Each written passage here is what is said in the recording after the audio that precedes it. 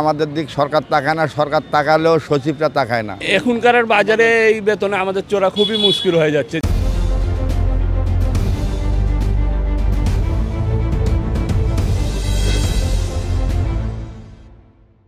আমাদের এখন যে সরকার যে নতুন একটা যে পে স্কেল যে ঘোষণা করার যে চিন্তাভাবনা করেছে, সাধারণ কর্মচারীর যে পে স্কেল প্রকার এখন ৮,২৫০ টাকা আছে।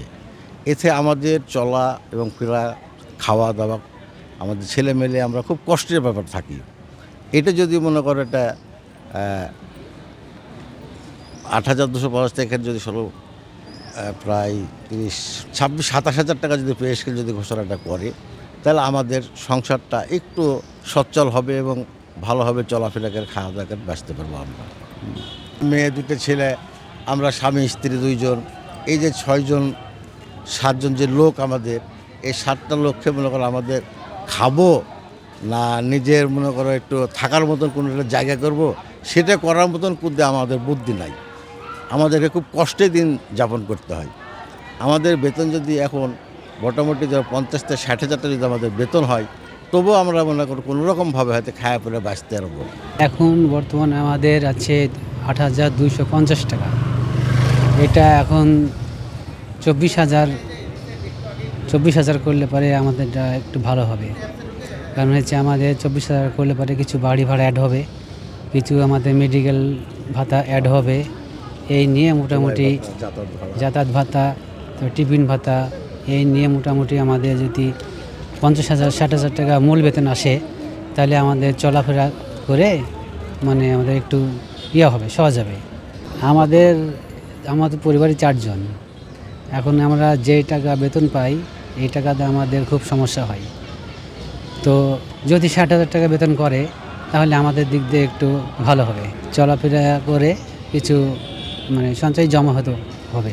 আমরা যে টাকা এখন পাই, এই টাকাতে আমাদের খুব অসুবিধা হয়, মানে ঠিকভাবে চলা অসুবিধা হয়। কারণ হচ্ছে আমার বর্তমান 2টা ছেলে লেখাপড়া করছে, এদের যে খরচ, এই খরচে এই বেতনে আমাদের হয় না, অনেক ঘাটতি পড়ে যায়।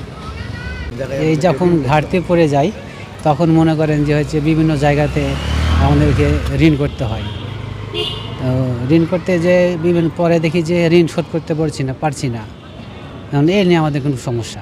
একমাত্র স্মার্ট সিটি বসুন্ধরা, আধুনিকতায় এক ধাপ এগিয়ে। আমরা অবহেলিত কর্মচারী, আমাদের দিক নিম্নমানে আমরা কর্মচারী। আমাদের দিক সরকার তাকায় না, সরকার তাকালেও সচিবরা তাকায় না। সবসময় আমাদের নাম করে বড় লোকরাই বড় লোক হয়, আর আমাদের ডাস্টবিনের খাওয়ার মতো পয়সা হয় না, ফ্যামিলি চলে না।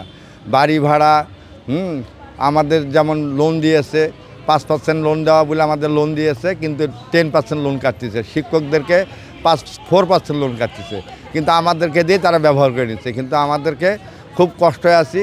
এটা সরকার মানবতা করে তার নিজের আমাদের ইনসাফ বিচার করে যেটা তার ভালো মনে করে যেটা করবে, সেটাই আমরা খুশি।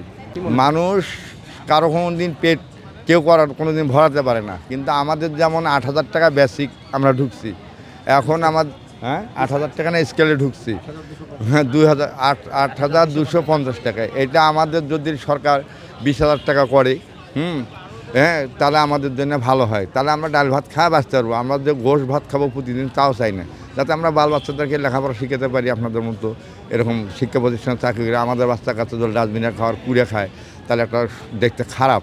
আমরা যেন বাঁচতে পারি, এইভাবে সরকার তার যেটা ভালো হবে যেন আমরা বাঁচতে পারি, এইভাবে ঈশ্বর বিবেক বিবেচনাতে সচিবরা যেন তার মূল্যায়ন করে। আর এই টাকাতে আমাদের সবজি কিনতেই যাই, আমরা হাফি চুপি যাচ্ছি। 1 কেজি পেঁয়াজের দাম 100 টাকা, পুঁই শাকের কেজি 40 টাকা, গরু মাংস 750 টাকা কেজি, 800 টাকা কেজি। তা আমরা তো মাসে একদিন খাওয়ার চিন্তা ভাবনা করতে পারি না, সপ্তাহ থাকলে দূরের কথা। এখন দেখি সরকার যদি পে স্কেল ঘোষণা করে, এটা এখন সত্য মিথ্যা কদ্দূর আল্লাহ পাক জানে। যদি আমাদের জন্য কিছু করে, তাহলে আমরা খুব খুশি, তার জন্য দোয়া করব। আমাদের সর্বনিম্ন এখনকার বাজারে 35,000 টাকা যদি আমাদের বেসিক হয়, তাহলে খুব ভালো হয় আমাদের জন্য, 4 ক্লাস কর্মচারীদের জন্য। এখনকার বাজারে এই বেতনে আমাদের চলা খুবই মুশকিল হয়ে যাচ্ছে।